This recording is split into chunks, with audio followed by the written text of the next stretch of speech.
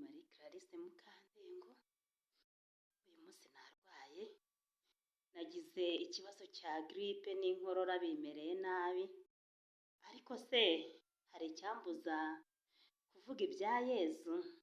Ni iki cyadutandukanya n'urukundo Imana Data idukunda? Ibyago se? Oya. Uburwayi se? Oya. Inzara se? Oya. Nta na kimwe cyatandukanya n'urukundo rw'umwami wacu Yezu Kristo. Nari ndyamye ndabyutse, ariko reka dukomereze hamwe, dukomeza kurebera hamwe. Noneho twabanje umukristo wo mu cyaro, dukurikizaho umukristo wo mu mujyi cyangwa w'umusirimu. Aka kanya noneho munyemerere turebe ku itandukaniro ry'umukristo wo mu cyaro n'umukristo wo mu mujyi, aho bataniye noneho n'abapagani bo mu cyaro cyangwa abapagani bo mu mujyi. Kristo Yezu akuzwe. Iteka umupagani abenshi bazi ngo ni wa wundi wirirwa mu rugo gusa, atajya mu kiliziya cyangwa se atajya mu rusengero runaka. Kristo Yezu akuzwe. Ese ubundi utaramenya umupagani uwo ari we, ubundi ibya gipagani ni ibihe? Kristo Yezu akuzwe. Hari umuntu ushobora gutekereza ngo ubupagani ni ukutajya gusenga. Wapi, ntaho bihuriye pe. Ubundi umukristo wo mu cyaro, abantu benshi cyane cyane nk'abakarismatike nabayemo, nasenganye n'abo mu mujyi ndetse n'abo mu cyaro turasengana, ariko bose jye nabonye batandukanye.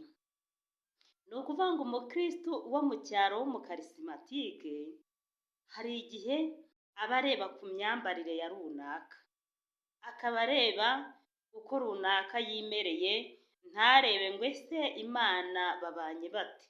Nuko nabonye mu cyaro babaho. Ariko mu mujyi ho ntago ari icyo umuntu arebaho. Mu mujyi ukuntu bibaho, buriya umuntu w'umukristo ubirimo neza atajijisha, biba bimuri mu maraso. Uko yakwambara kose, uko yasa kose, buri wese amubonamo umukristo.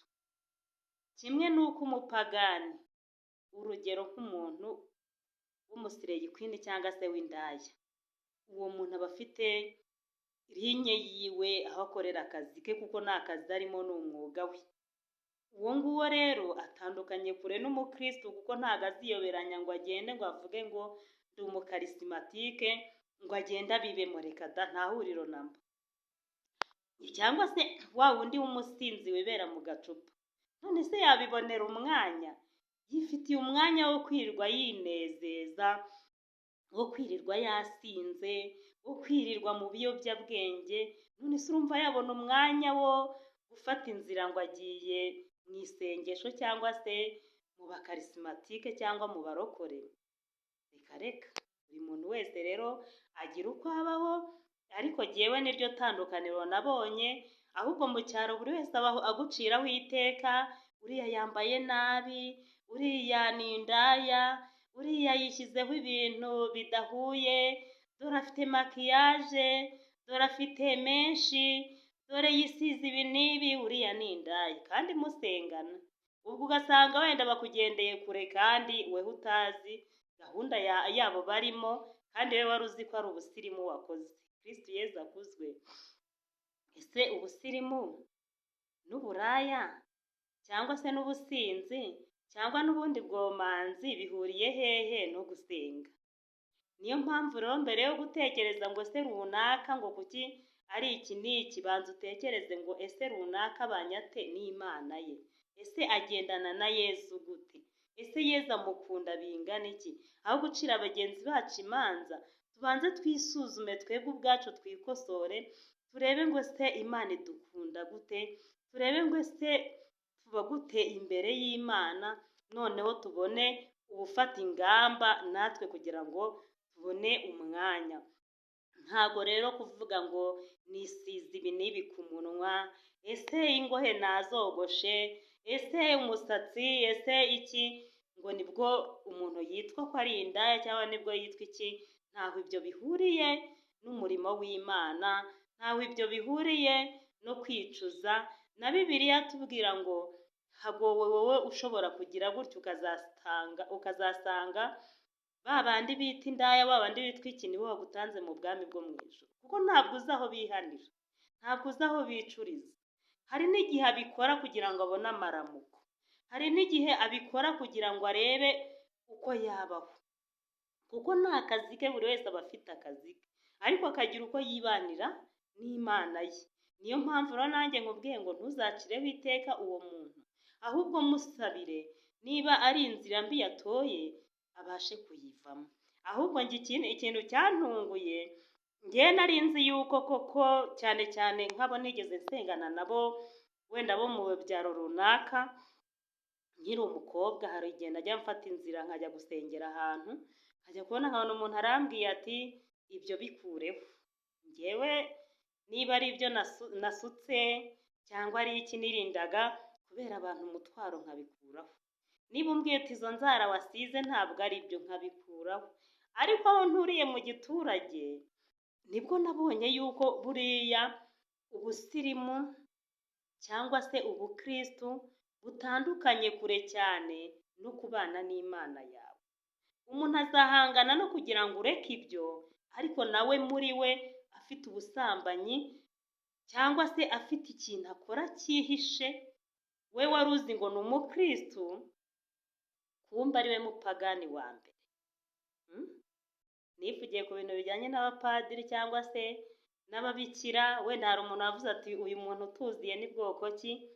Nigeze guhura n'ikibazo maze kubaka urugo, mpura n'ikibazo cyo kubona umuntu w'umupadiri aje mu buzima bwanjye ashaka kugira ngo aze gutereta.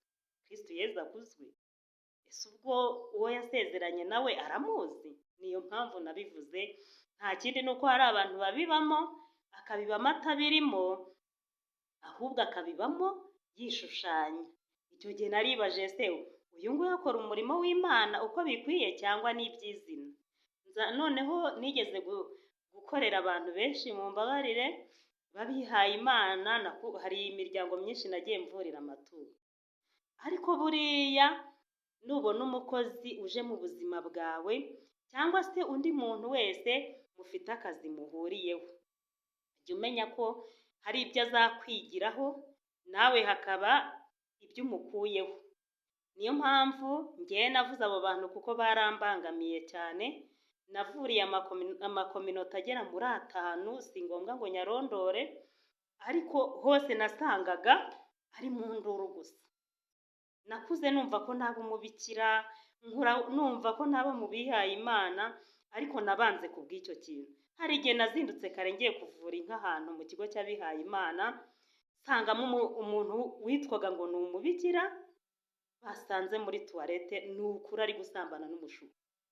Numva birambabaje, ndavase ubu ngubu uyu nguyu ari mu nzira mu by'ukuri y'Imana. Numva birambangamiye cyane. Nyuma yaho nza kubona abandi bari mu nzira nk'izo ngizo, nza kubona n'abagiye mu nzira zo kuroga bagenzi babo ngo barebe yuko babasimbura ku buyobozi. Haje ndavase naha ngaha burya naho haba roho mbi zingana gutya.